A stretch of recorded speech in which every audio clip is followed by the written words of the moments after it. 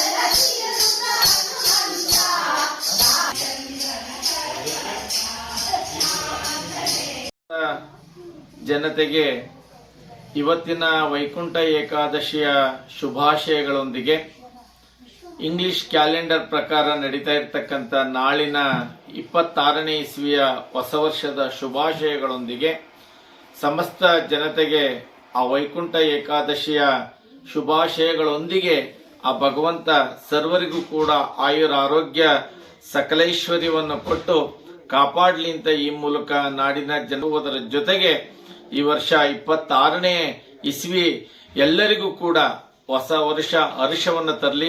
ನಮ್ಮ ಭಾರತೀಯ ಸಂಸ್ಕೃತಿಯಲ್ಲಿ ಚೈತ್ರ ಮಾಸ ಅಂದ್ರೆ ಯುಗಾದಿಗೆ ಹೊಸ ವರ್ಷ ಆಗ್ತಕ್ಕಂಥದ್ದು ಸಹಜ.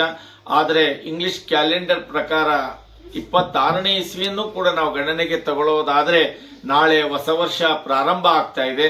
ಅದರಿಂದ ಎಲ್ಲ ಜನತೆಗೆ ಹೊಸ ವರ್ಷದ ಶುಭಾಶಯಗಳೊಂದಿಗೆ ಎಲ್ಲರಿಗೂ ಕೂಡ ಒಳ್ಳೆಯದಾಗ್ಲಿ.